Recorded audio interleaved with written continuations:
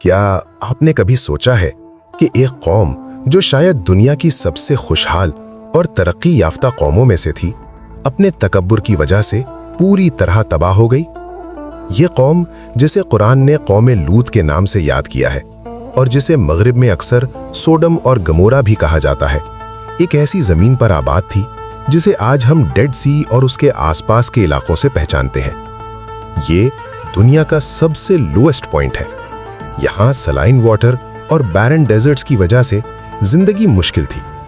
قرآن میں ان کا ذکر صرف ایک واقعہ نہیں بلکہ انسان کی سرکشی اور برائی کا خطرناک انتقام بھی سمجھاتا ہے۔ سورہ الاعراف میں اللہ فرماتا ہے، اور لوط نے اپنی قوم سے کہا، یہ درد کا پیغام یہ ہے اور لفظ اس میں حکمت ہمیشہ چھپی ہے۔ انسانی غرور اور برائی کے خلاف ایک گہرا سبق دیتے ہیں۔ آج بھی ان کے آبادی کے نشانیوں کو صرف آرکیالوجی اور رونز کے طور پر دیکھا جا سکتا ہے، مگر ان کے واقعات ہر زمانے کے انسان کے لیے ایک عبرت ہے۔ قوم لوط کا علاقہ ایک اسٹریٹیجک جگہ پر تھا۔ بیرن ڈیزرٹ، گرم ریت اور پہاڑی رج ان کو دشمنوں سے بچاتے تھے۔ ڈیڈ سی کا ریجن ایکسٹریم کلائمیٹ اور سلائن واٹر سے بھرا ہوا تھا، مگر فرٹائل لینڈ کے چشمے اور نیئر بائی ٹریڈ روٹس ان کو اکنامک اور پولیٹیکل پاور دیتے تھے۔ یہ قوم اپنے وقت کی طاقتور تھی۔ ان کا انفلوئنس دور دور تک تھا۔ میسوپوٹیمیا اور عربین پیننسولا سے گزرتے ٹریڈ نیٹ ورکس ان کے ہاتھ میں تھے، جس سے ان کی اکانومی اور ویلتھ ایکسٹرا آرڈینری تھی۔ ان کا لوکیشن ان کی طاقت کا راز تھا۔ ایک طرف بیرن ڈیزرٹ، دوسری طرف فلرشنگ سٹیز اور ٹریڈ نیٹ ورکس جو ان کے پاور کو بڑھاوا دیتے تھے۔ قوم لوط اپنی لائف سٹائل اور شہروں کے لیے مشہور تھی۔ آرکیالوجسٹس نے ڈیڈ سی کے آس پاس روئنز پائے جو ایڈوانسڈ اربن پلاننگ اور آرکیٹیکچر کا ثبوت دیتے ہیں۔ اسٹریٹس الائنڈ ان گریڈز، واٹر سپلائی سسٹمز، بازار، فورٹیفائڈ سٹرکچرز، ہر گھر کی ڈیزائن اسٹونشنگ تھی۔ لوگ اپنی ٹیکنالوجی اور سوشل انجینئرنگ پر اتنا گھمنڈ کرتے تھے کہ انہیں لگتا تھا کہ کوئی ان کا مقابلہ نہیں کر سکتا، مگر وہی غرور ان کی تباہی کا پہلا سبب بن گیا۔ رچ اور پور کا گیپ، سوشل انجسٹس اور انسانیت کا نقصان ان کے شہروں کی شان کے پیچھے چھپا ہوا تھا۔ یہ قوم بت پرستی اور غلط عقیدے میں ڈوبی ہوئی تھی۔ ظلم اور دھوکے عام ہو چکے تھے۔ امیر غریب کو دکھ پہنچاتے، اخلاقیات بالکل ختم ہو چکی تھی۔ قوم لوط جنسی بدکاری، بے حیائی اور مردوں کا مردوں پر جسمی زور زبردستی، ظلم کرنے جیسی ناقابل تصور برائیوں میں پھنسی ہوئی تھی۔ وہ نہ صرف اپنے شہروں میں بے حیائی کو عام کر چکے تھے، بلکہ مردوں کا مردوں کے ساتھ گناہ کرنا ان کے لیے ایک فساد اور تفریح کا طریقہ بن گیا تھا۔ قرآن کے مطابق وہ راہ گزر پر بیٹھ کر مسافروں کو ذلیل کرتے، انہیں گھروں سے اٹھا کر بے حیائی پر مجبور کرتے اور برائی کو ایک عام روایت، سوشل نارم بنا چکے تھے۔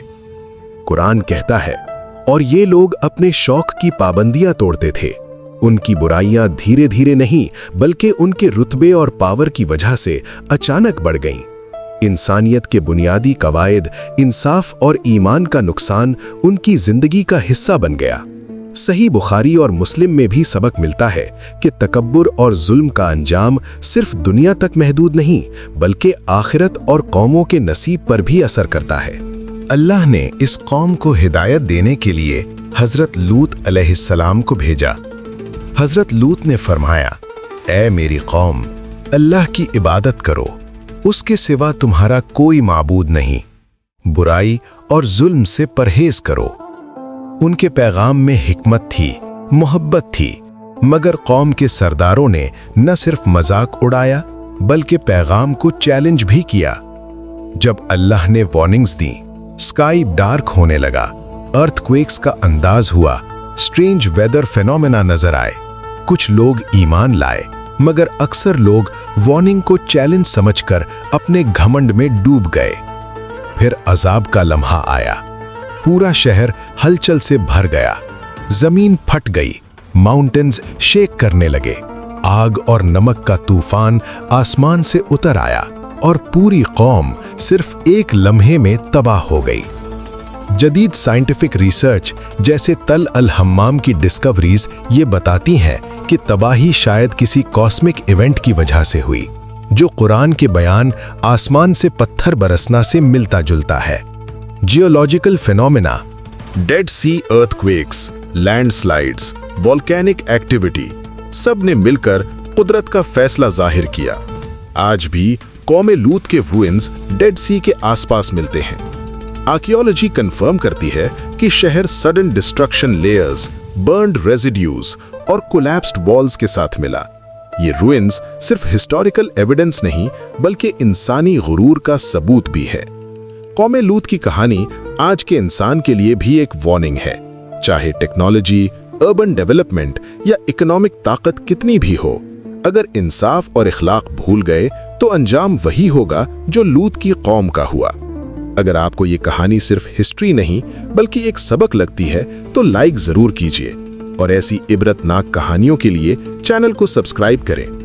और दोस्तों, अगले वीडियो में हम ले जाएंगे आपको एक ऐसी कौम के शहरों में जो दुनिया की सबसे ताकतवर और एडवांस्ड सिविलाइजेशंस में से थी।